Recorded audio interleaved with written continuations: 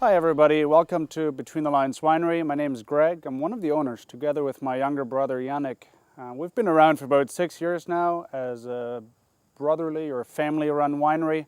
We actually spend all of Thanksgiving processing Merlot. We did Lemberger actually a little bit on site. We did some Gewürztraminer.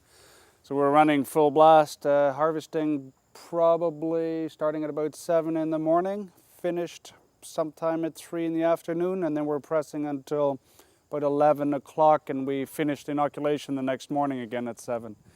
So yeah, it looks a little bit more romantic on the website, but there's a lot of hard work, dedication going into this. But this year it's actually going to pay off quite well because we've got some just fantastic fruit coming in, fully ripe grapes, the flavors are there.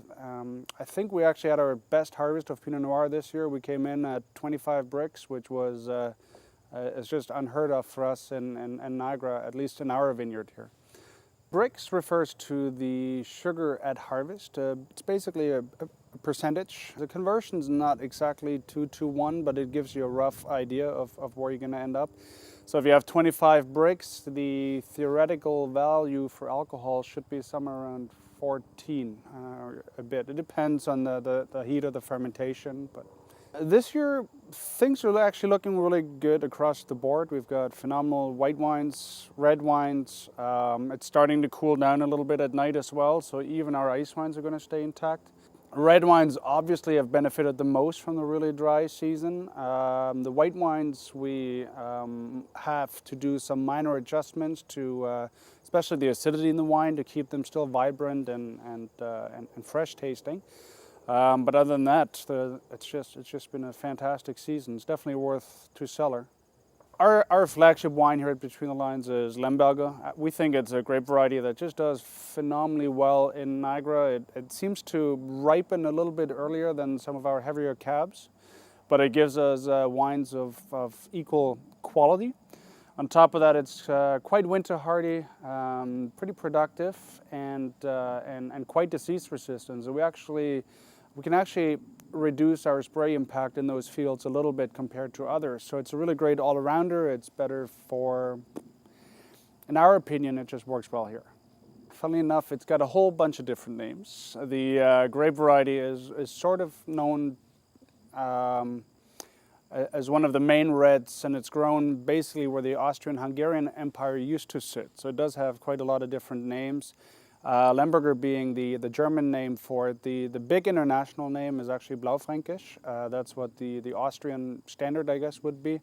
And ironically enough, most of it's actually grown in Hungary under the name Kekfrankos. Right? So it's a great variety. It does well in areas and climates very, very similar to ours. Should be quite the fit here. It's almost too early to tell. We've just started to crush and destem some of ours yesterday. They even haven't started fermentation quite yet. They're still cold settling. But from the flavors that we've been tasting, Gewürztraminer is definitely up there with the aroma profile. The red wines are very, very ripe and ready. So if you're a fan of the bigger, bolder reds, something like Cabernet Franc or even our specialty Lemberger, this is definitely something to look forward to. Colors, exceptional this year. We've seen very, very red juice already running out of the crusher destemmer. The only downside to having a phenomenal vintage is that you're going to have to deal with slightly elevated alcohol levels in the wine.